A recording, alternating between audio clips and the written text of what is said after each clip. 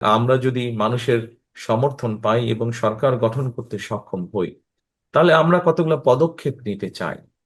এই গ্রামের মানুষ বলেন, দুস্থ মানুষ বলেন, এই পরিবারগুলোর পাশে দাঁড়াতে চাই আমরা।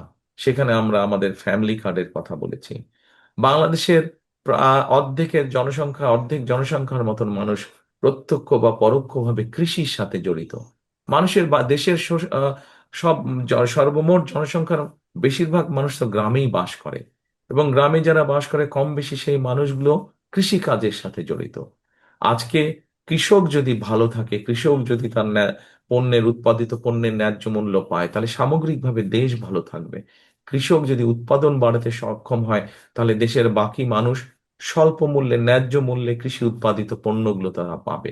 এবং সেই জন্যই কিন্তু কৃষকের পাশে এসে দাঁড়ানোর জন্য, কৃষককে সহযোগিতা করার জন্য, কৃষককে ভালোভাবে সহযোগিতা করার জন্য আমরা সেই জন্য কৃষি কার্ডের মতন একটি প্রকল্প হাতে নিয়েছি, যে আমরা দেশের মানুষের সমর্থন নিয়ে সরকার গঠনে সক্ষম হলে কৃষকদের পাশে দাঁড়াবো। ফ্যামিলি কার্ড দেওয়ার মাধ্যমে আমরা যেরকম ফ্যামিলি কার্ড যেটি আমরা দিতে চাইছি, এটি দেওয়ার মাধ্যমে যেরকম আমরা পরিবারগুলোর পাশে দাঁড়াবো, ফ্যামিলি কার্ড আমরা দিতে চাই শুধু নারীদেরকে।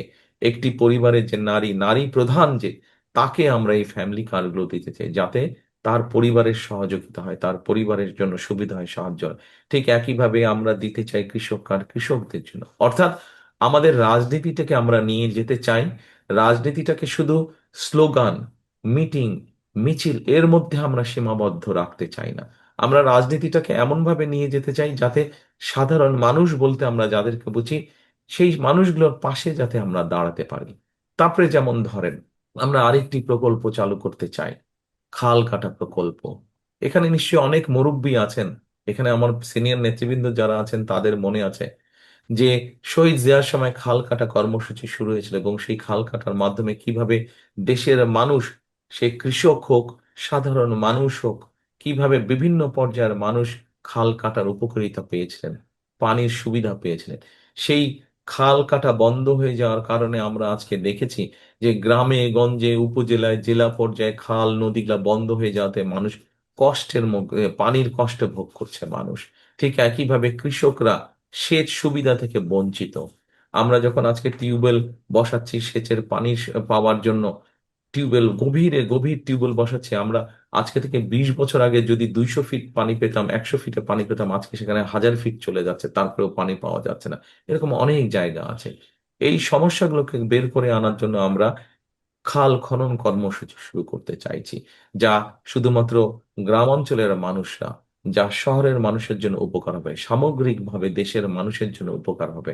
পানির সমস্যার সমাধান আমরা দেখি কি, বর্ষাকালে যখন অতিবৃষ্টি হয়, অথবা সীমান্তের ওপার থেকে যখন হঠাৎ করে বাঁধ খুলে দেওয়া হয়, আমাদের দেশের বিভিন্ন অঞ্চল ভেসে যায় পানিতে, মানুষের দুর্দশা বেড়ে যায়, ঘর বাড়ি ভেঙে যায়, গবাদি পশু ভেসে চলে যাচ্ছে।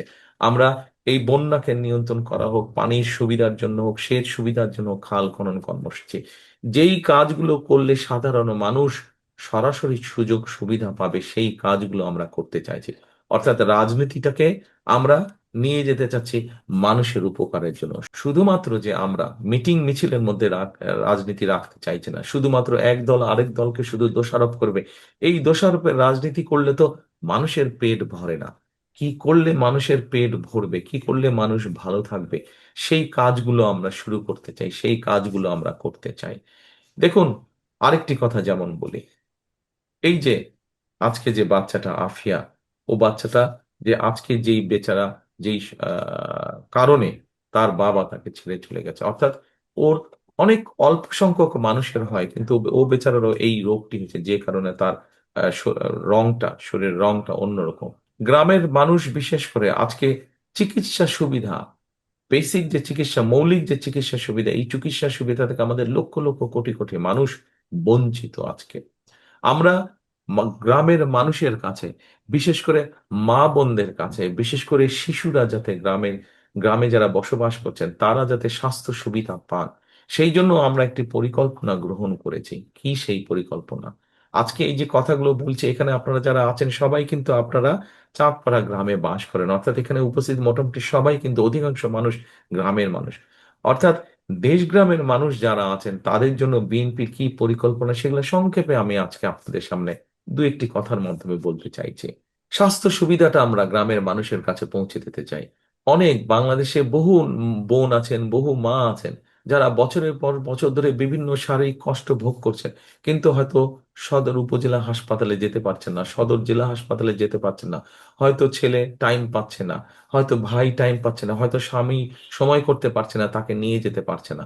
আমরা স্বাস্থ্যকর্মী নিয়োগ করতে চাই। স্বাস্থ্যকর্মী নিয়োগ করার মাধ্যমে আমরা এই সুবিধাটা, অর্থাৎ বিশেষ করে মা বোনদের জন্য, বিশেষ করে ছোট ছোট বাচ্চাদের জন্য, যারা একা হাসপাতালে যেতে পারে না, তারা যাতে ঘরে বসে মৌলিক যে চিকিৎসাগুলো, সেই চিকিৎসা সুবিধা যাতে তারা পায়, সেই জন্য আমরা দেশে 1 লক্ষ স্বাস্থ্যকর্মী নিয়োগ করতে চাচ্ছি। তাদেরকে আমরা ট্রেনিং দিব, এবং এই স্বাস্থ্যকর্মীরা গ্রামে গ্রামে যাবে। এখানে যারা সিনিয়র নেতৃবৃন্দ আছে, এই গ্রামে যারা মুরব্বীরা, আপনারা আজকের এই অনুষ্ঠানে উপস্থিত আছেন, আপনাদের নিশ্চয়ই মনে আছে শহীদ জিয়ার সময় কিন্তু পল্লী চিকিৎসক ছিল, নিশ্চয়ই এখনো আছে কিছু কিছু।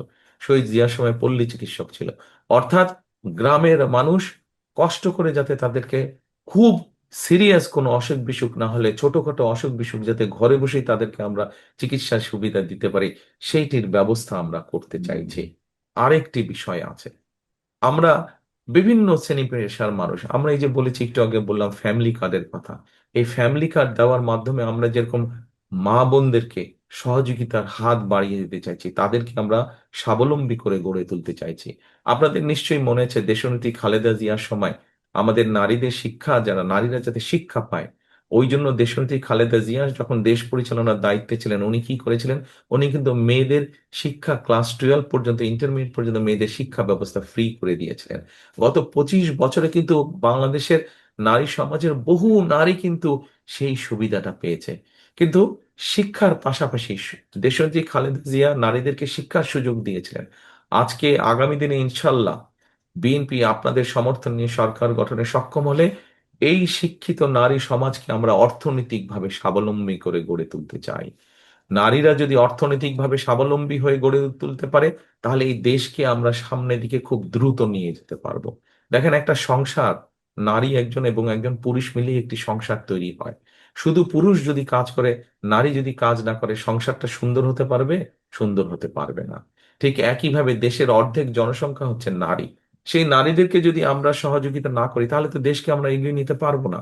সেজন্য আমরা চাই, যেই নারীরা শিক্ষিত হয়েছে, গত 20 বছর 25 বছর ধরে শিক্ষিত হয়েছে, খালেদা জিয়া যে সুবিধা তৈরি করেছেন, আগামী দিনে বিএনপি সরকার ইনশাল্লাহ সেই নারীদেরকে অর্থনৈতিকভাবে স্বাবলম্বী করতে চাই। সেই জন্যই আমরা সেই ফ্যামিলি কার্ড দিতে চাই।